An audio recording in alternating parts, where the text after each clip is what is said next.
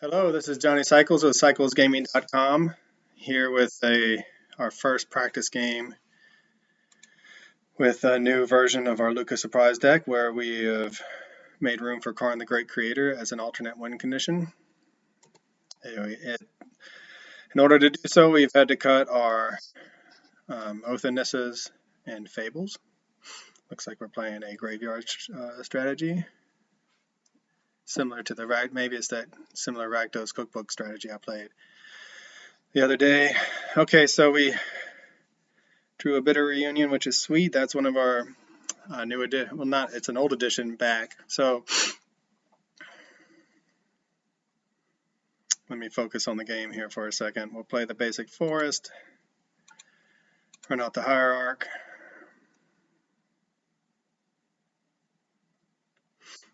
Okay, so what I've done here is in playing the Sark and the Masterless and Lukka surprise deck together, which I just posted on my website, cyclesgaming.com. Karn really was a really powerful angle of attack. It gave us a legitimate third win condition.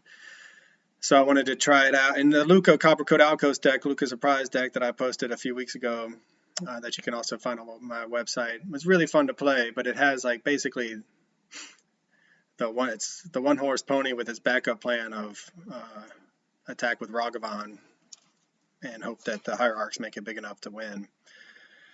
And so I thought maybe in Sarkin, I don't know, it just isn't. It was fun, but he didn't really shine in that deck that I just posted. But Karn did, so I wanted to give Karn a shot. He comes down a turn earlier. It gives us the ability to tutor up things in the sideboard. I mean, anyone who's played Modern knows how powerful Karn is. So I feel like I wanted to keep the black spells. I really liked having the extra like Fatal Push and Thought Seize, things like that, early interaction to just manage the board state, stay alive, and draw into the Lukka. But one of the problems with that was that you just sometimes didn't draw the Lukka. Everything was set up, but you didn't draw the Lukka. Or you resolved the Lukka and your opponent found a way to kill it, like Supreme Verdict or whatever, Teferi bouncing it. So I made room for 4 Bitter Reunions, which solves both of those problems in its own way. It allows us to dig for our Lukka, and it also allows us to give it haste in the right spot. So also found room for 1 Footfall Craters, or Footfalls Crater, whatever it's called. Yeah, I mean, this is the deck. Okay, so that janky deck that I played against someone who scooped really early might be a real thing, apparently. This is the second time we've seen it. I've not read any articles about Modern lately, so. But it looks like it's a fun deck, so we'll see how we do against someone who looks committed to play, because we're not in the free play area anymore. We're in the best of 3. All right, so they're going to put a counter on that, grow it, discard a bunch of stuff. So we'll be able to get this. No, we're going to get the Karn out pretty quick, which will allow us to get the Tormod's Crypt immediately and nuke their graveyard. Hopefully that will help wreck their day a little bit.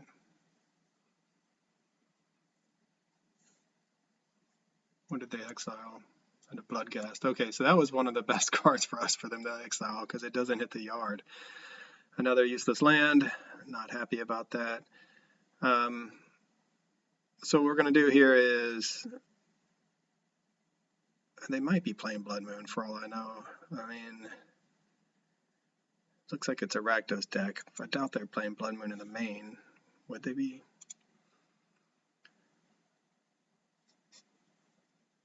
I think I was going to crack this first to thin the deck, but I think what we really want to do here is cast this Bitter Reunion,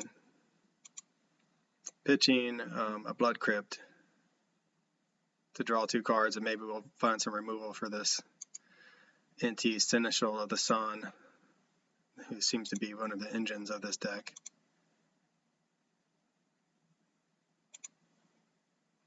We did get the Fatal Push. So now we're going to not get our Noble Hierarch down, but instead go get, hopefully we still have 1 Blood Crypt in here. Yep. Because it doesn't matter. And we will fatal push this guy. And hopefully that will slow our opponents down enough that we can get this Karn down and nuke their graveyard with Tormod's Crypt and then ruin their fun. And maybe draw into a Lukka as well and have our fun. So yeah, not getting down the hierarch means if we draw a Lukka next turn, we can't cast it. But I feel like this guy is so powerful, letting them discard things for value, like Lightning Axe or whatever it is that they have in their deck, plus growing card advantage, plus growing their Stitcher Supplier. There's a lot going on with that guy. He's pretty sweet. I bought my playset before he jumped up in price, assuming he has, thinking I might play him in my mono red hasty deck that I have been fooling around with a little bit. So we'll see what they get up to. I still haven't seen how this deck wins, other than maybe just, I imagine, grinding out graveyard value. There may be some kind of combo I'm not aware of. So next turn, our plan of action will be Karn the Great Creator, get Tormod's Crypt probably, and also play. Well, we won't be able to. I keep forgetting. I'm doing the math as if we played the hierarch that turn, but we did not. So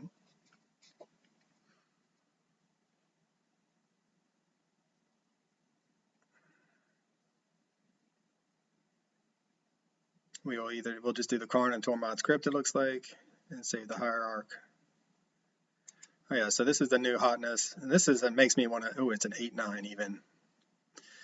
Man.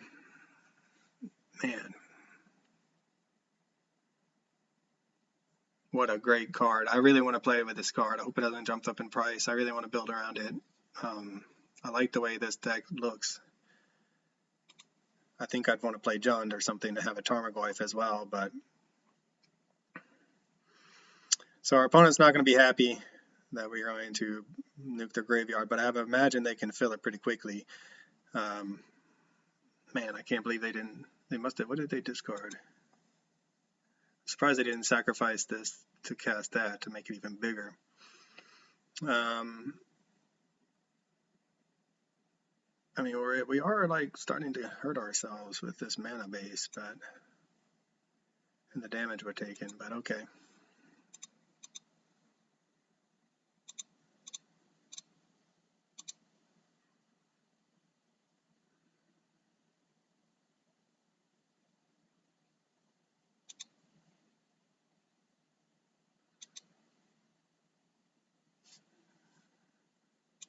And this is why I wanted to play Tormod's Crypt over Relic of Progenitus in the deck.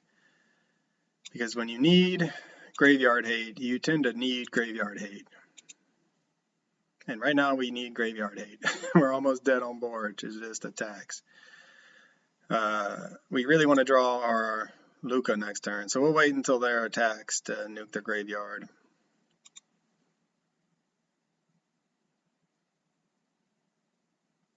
And this is also why we play Leyline of the Voids in the board, even though we're a Karn the Great Creator deck, because graveyard shenanigans are so powerful. So now it's they're going to attack Karn, I imagine. And this fetch land is going to allow them to, I mean, we might just let them kill the Karn, to be honest. Because what they can do is, after we exile the graveyard, crack the fetch, grow it up to 1, and then this goes to 3. So I think we just end up having to let this die.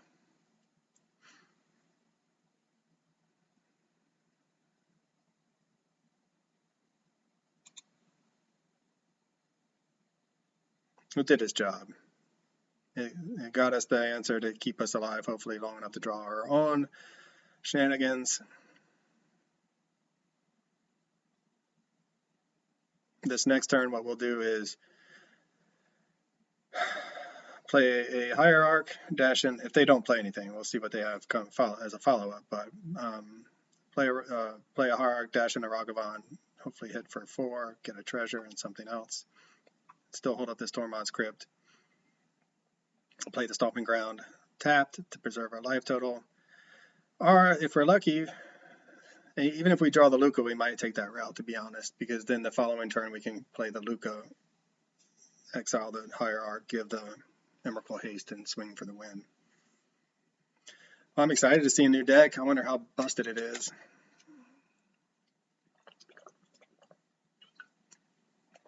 And I played Stitcher's Supplier in my Dimir Dragons deck, and I really liked it.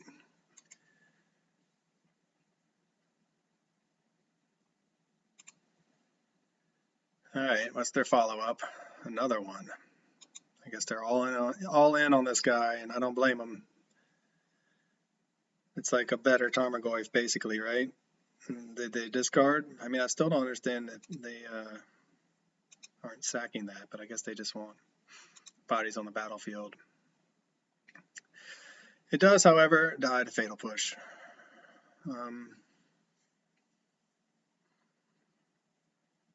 So we'll play the Hierarch.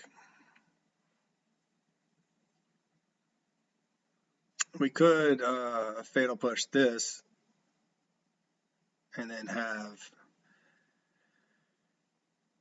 let that fill the graveyard, blow these up. Man, I don't know what to do here. Do we Fatal Push one of these? They're obviously the scariest of the bunch. They could probably fill the graveyard pretty quickly, so it's probably the right play is probably just to Fatal Push that, and it lets us get our Ragavan hit in.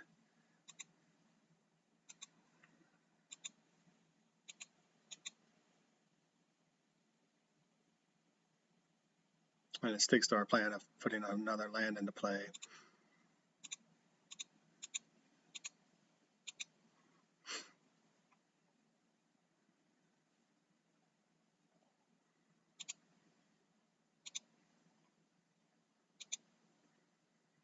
Yeah, we probably should have waited to see what we got off the hit, to be honest. That was a mistake. We do want to keep our life total higher. We don't want to just take 2 for no reason, but we could hit a relevant spell here that we need the mana for. So that could be a mistake on our part. We'll see what happens. Definitely should have saved the land drop, because we could get a swamp to see what they end up.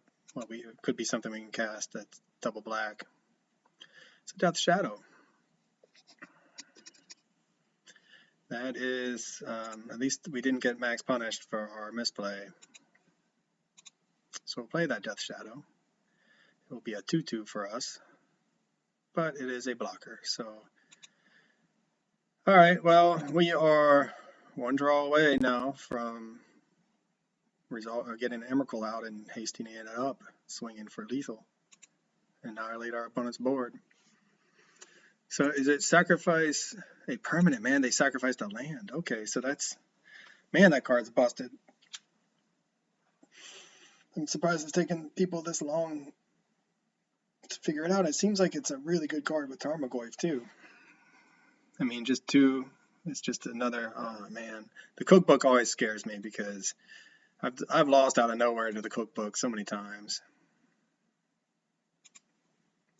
And it gives them a repeatable way of putting cards in their graveyard, gaining life, growing their Souls of the Lost. Either way, you can see how bringing both Karn and Black into this deck has really helped. I mean, I think we'd just be dead right now if we didn't have Karn and we didn't have Black. Fatal Push has really done is taken out one of their engines, taken out one of their threats. Karn, the threat of just shrinking everything is so powerful. But now they are able to, if they want, attack. So I'll sacrifice before blocks. Or maybe not, I don't even know. Because this thing right here is going to, they can sack and pitch to make it a 2/3 and kill our Death Shadow. Alright, so they're attacking us.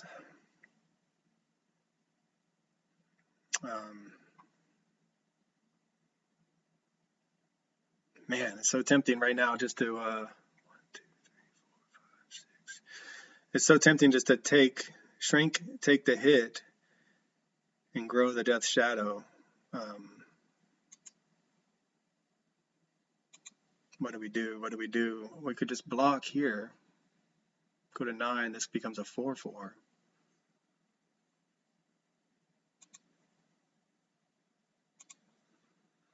We go down on our mana.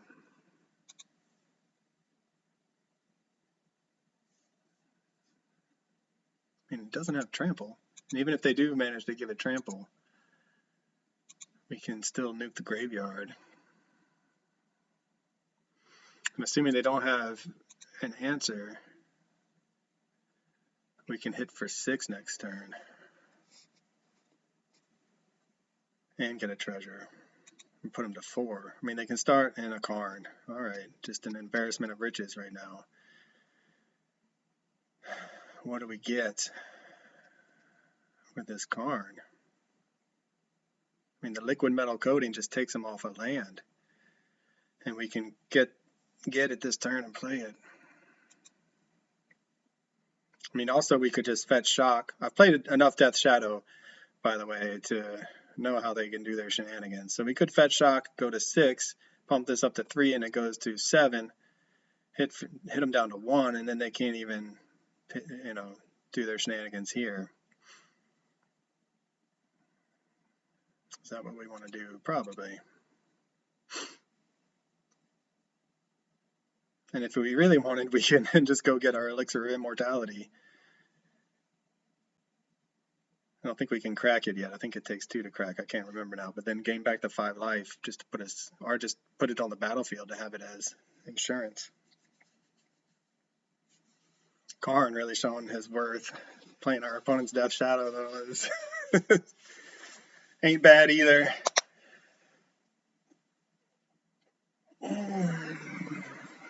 Well, it's an interesting deck. And this would put them off of even being able to crack that fetch until they make a food token.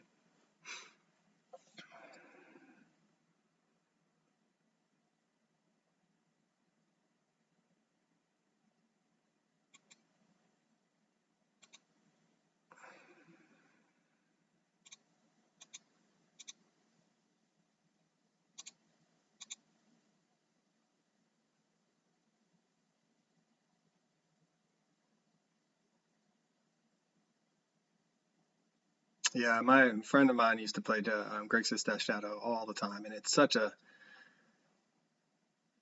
mine, you know what, to play against it, because you really want to be hitting your opponent, but you know with every attack that they're just going to get a more powerful creature that can kill you on the backswing. So it's such a weird strategy. It's like it's somehow like totally counterintuitive of the way Magic's supposed to work, and it takes a lot of like getting used to.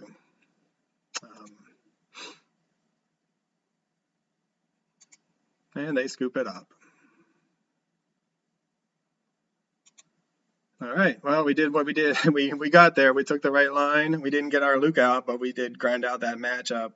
And we saw in the process just how powerful some of our changes are. I mean, we all know how, everyone knows, Fatal Push, Thoughtseize, Karn, great cards. But putting them in this deck is really, I mean, we see the benefit of having it in this deck. So, Fatal Push, perfect timing, Ragavan, yeah, I mean. All right, so we would have gotten, why does it keep saying that? We would have gotten Elixir of Immortality. It takes 2 to crack, yeah. So what do we want to bring in? Definitely Ley Lines, and we need to hurry, I feel like, in case that is true death. I mean, I think we took out the Thoughtseizes against our opponent the last time. Force of Vigor to get the Cookbook might not be such a bad thing, but I mean, Chalice on 2 is really good. I think we're just going to go that way and hope to have a Ley Line in the opening 7. We'll probably mulligan, unless our opening 7 is beautiful. Like this, we have our combo. Basically, we have it's not as fast as it could be, but we're going to be able to ramp. We have the Lukka. We don't have the graveyard hate, but we have ways to hardcast it. Excuse me. So we're going to ramp.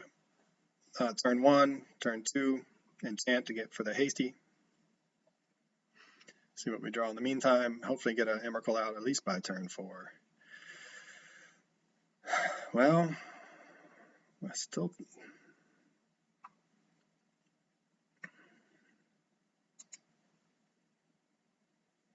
Haste and Trample is powerful with the Ragavan. So what we can do is, I think we still want to maximize our chances of a turn 3 The Beseju is nice. It does give us an answer to a cookbook if they start getting up to cookbook shenanigans. This allows us to next turn cast a football crater. Let's say we'll do mountain. Tap this to cast a football crater onto this overgrown tomb.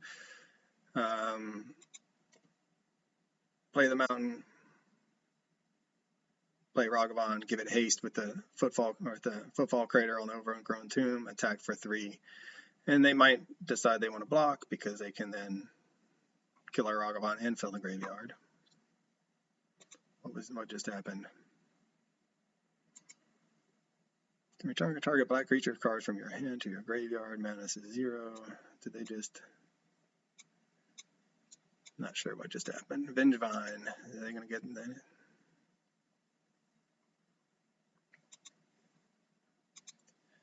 So Vengevine, yeah, that card is pretty busted. Alright, Lightning Bolt. I don't see, that's probably our worst removal spell, to be honest. We're still getting close to this. Emrakul, we're not dead yet. Our opponent hasn't stuck their big baddies yet. Alright.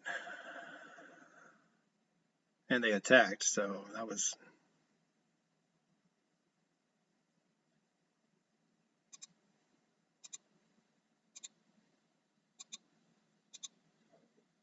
Cast it there, and we probably, and I would say if you're going to play this deck, you do want to put it on your non-red source because you need double red for Lukka.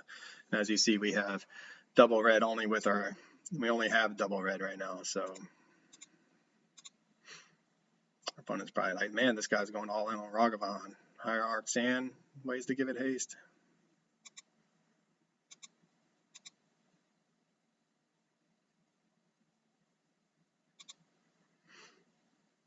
But the beauty of this is we get the treasure token because it has trample. Which means next turn we can play Lukka. And yeah, while we could give it haste, I think what we'd rather do is just get it on the battlefield. I really don't think our opponent can answer a resolved Emrakul in Rakdos colors.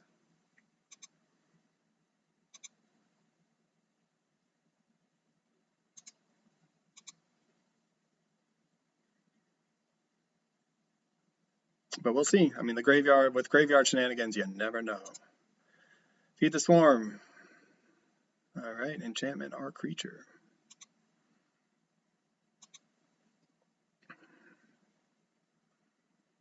Okay, well, next turn, Big Mama Emrakul's coming if everything goes well. Let's see if our opponent taps out. That would be our dream. I guess if they don't tap out and don't do enough to advance their board, we might hold off because removal will nerf our Lukka's -2.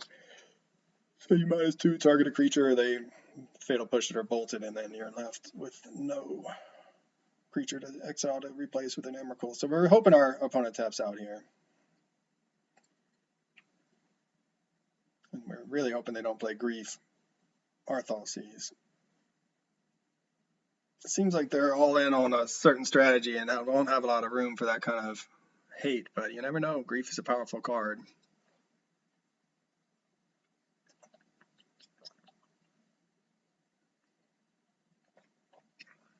I wonder if our opponent is streaming or something, or just not familiar with the deck. They're taking their time too. I mean, I definitely am a slow player when I make these videos, but we're 2 minutes ahead on clock. Could just be a slow connection.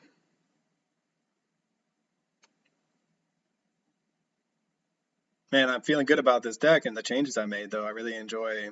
I don't know. I sat down today. I was like, I'm gonna at least get one match in. I should maybe play a different deck because I just posted an article with Sarkhan and Lukka, and most of the heavy lifting was by Karn and Lukka. But I really wanted to test out this version of that deck without the Sarkhan.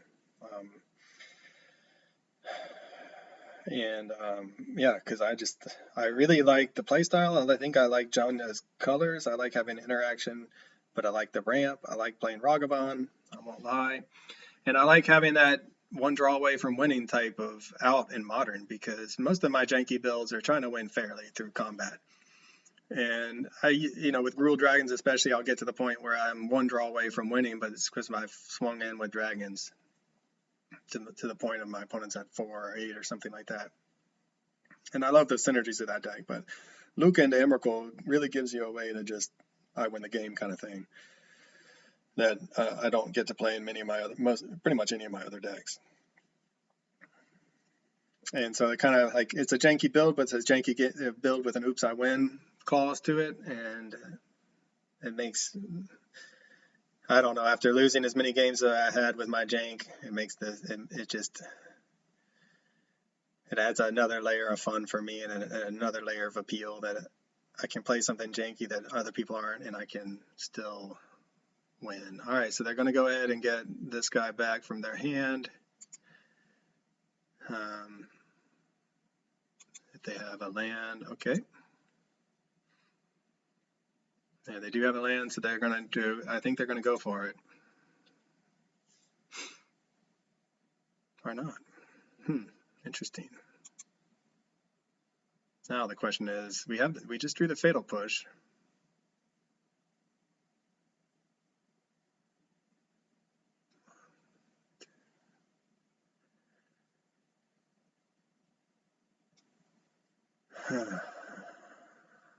Okay, well, we're definitely going to go attack and see if it brings out a kill spell, because the worst thing we want right now is to cast our Lukka and have it just then nerf our.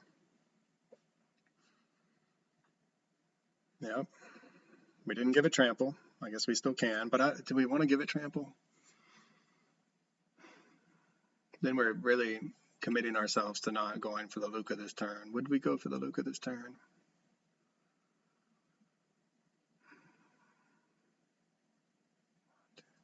I guess we could still do the Lukka.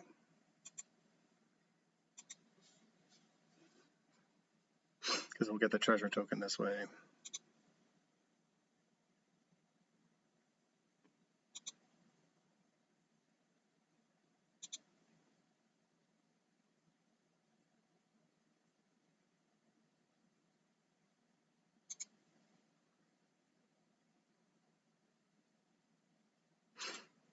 Man, I'm so confused. I don't know what to do right now. I feel like our opponent might just go off, or I should just go for it myself at this point.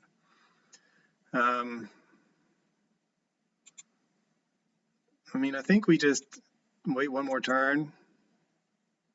Hope our opponent commits a lot to the board. We have this fatal push that we can use to blow up one of their big fatties.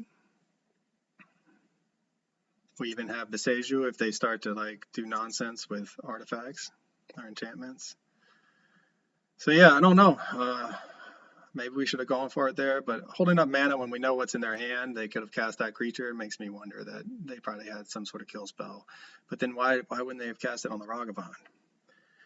I don't know. Maybe it was right to do, but either way, this next turn we can cast the Lukka and give our Emrakul haste. So that's our plan.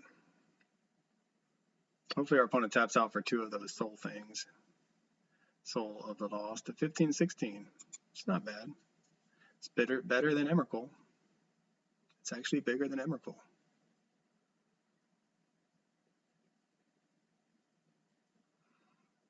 And they're going to get a Vengevine. 2 Vengevines? That's a lot of damage.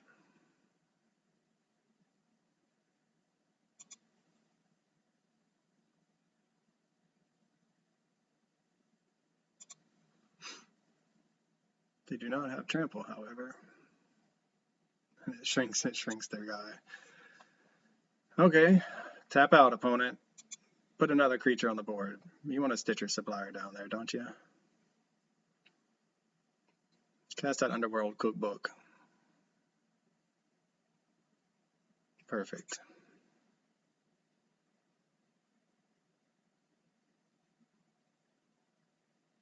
So I guess this Lightning Bolt will actually come in handy after all. So we're definitely going to try to clean up the board here. I'll let him attack. Our opponent is going to be pretty surprised at what's about to happen. Yep, they're probably feeling pretty good. They just um,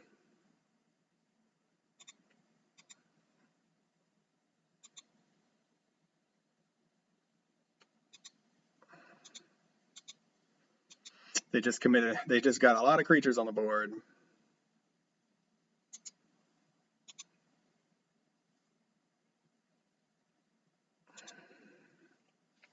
Probably feeling really good about themselves right now and in the position they're in.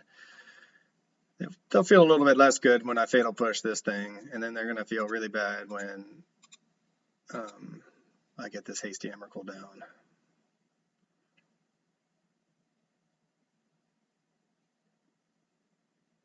So John doing John things right now, keeping up with the Graveyard Hate Shenanigan deck. I'm glad we're getting to see it in action. It's definitely a powerful deck. Looks really fun. I've never really gotten into the graveyard strategies though. All right, Bitter Reunion's good. Sorry, we got to do this the right way. Red, red, black, red, red, Lukka. Our opponent's like, what in the world?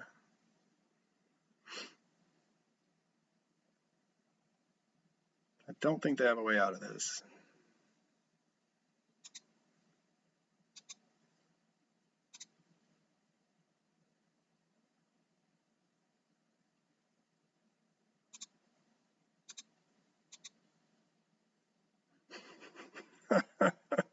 And, oh man, that's a beautiful, beautiful sight right there. Hasty Emrakul, folks. Turn 4.